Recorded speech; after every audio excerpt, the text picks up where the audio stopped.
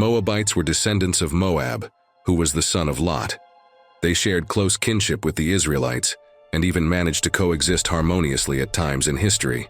However, on numerous occasions, the Moabites became unrelenting foes of the Israelites.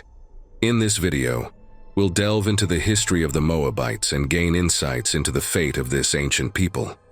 Moab, the offspring of Lot, resulted from an incestuous relationship with his elder daughter. Besides Moab, Lot also fathered Ben-Ami, who later became the forebear of the Ammonites, through another incestuous union with his younger daughter. This immoral conduct within Lot's family subsequently mirrored itself in the immoral actions that transpired between the sons of Israel and the daughters of Moab, as recounted in Numbers chapter 25. The precise meaning of the name Moab remains uncertain, though some scholars propose it may signify, "from my father." If accurate, this name would allude to the circumstances of Moab's conception. Nevertheless, this hypothesis remains speculative, as there is no definitive explanation regarding the origin and etymology of this name. Starting from the Genesis chapter 19 text, every subsequent occurrence of the name Moab in the Bible does not pertain to an individual but rather designates the territory and the populace of Moab, signifying the Moabites. The Moabite territory was situated on an eastern plateau above the Dead Sea, approximately 1,000 meters above sea level. This region proved favorable for agricultural pursuits, particularly the cultivation of grains, grapes, and sheep farming, which significantly contributed to Moab's economy.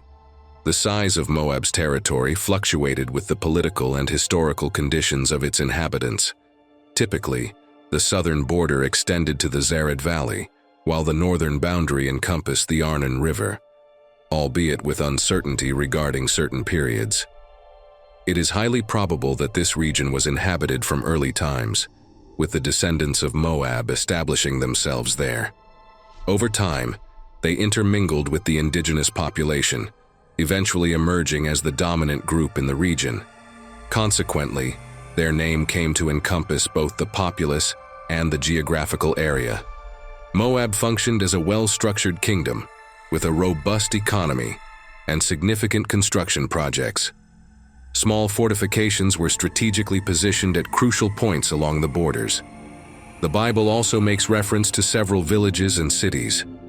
For an extended period, the Moabites prospered, spreading across the plateau and subjugating various peoples, expanding northward. In the biblical narrative, the Moabites are intimately associated with the Ammonites, their closest relatives. At the time of the Israelites' exodus from Egypt, the Moabites were already recognized as a formidable people. The religion of the Moabites bore resemblances to Canaanite paganism, involving impure rituals celebrating nature and fertility. They devoutly worshipped Chemosh, the god of fertility, and especially the god of war. Chemosh unquestionably served as the Moabites' national deity, with sacrifices of sheep, cattle, and even human sacrifices offered to this god. If you're enjoying this video, please subscribe to our channel and activate notifications if you haven't already done so. The interaction between the Israelites and the Moabites is chronicled in various passages of the Bible. These passages describe periods of amicable coexistence, marked by economic and cultural exchanges between the two groups. Nevertheless, there were also instances when the Moabites, alongside the Ammonites, faced stern disapproval from God for opposing Israel. When the Israelites departed from Egypt, the Moabites proved inhospitable to them, and King Balak of Moab even hired the false prophet Balaam to curse the Israelites.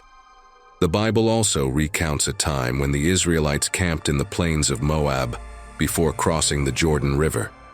During this period, they engaged in immoral relations with Moabite and Midianite women and participated in their idolatrous practices. Due to these actions, it was decreed that they be excluded from the congregation of Israel. Additionally, the Bible mentions that when Moses passed away, his burial site remained undisclosed within the land of Moab. Following Joshua's leadership, during the era of the judges in Israel, God permitted the Moabites to oppress the Israelites due to their disobedience. This Moabite oppression endured for 18 years under the rule of King Eglon until God raised up a left-handed deliverer for his people. During the period of the Judges, Moab also became the destination for Elimelech, Naomi, and their family, who migrated to Moab. Subsequently, their sons married Moabite women, including Ruth.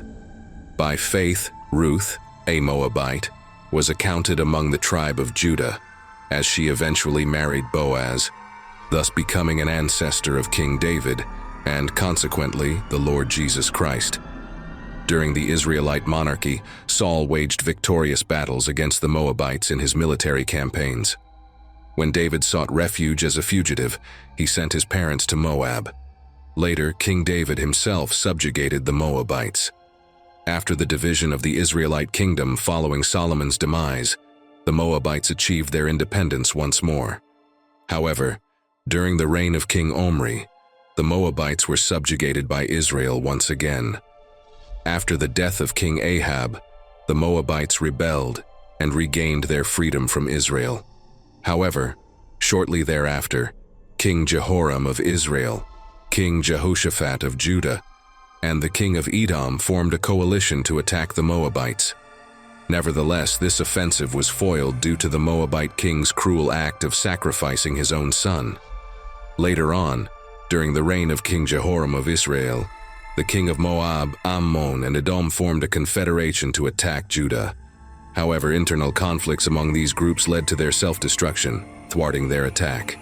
Israel also faced many raids by Moabites, especially during the time of the prophet Elisha. In the mid-8th century BC, the Moabites were subjugated by the Assyrians, becoming a vassal state to the powerful Assyrian Empire. After the fall of Assyria, the Moabites continued to pay tribute to the Persians.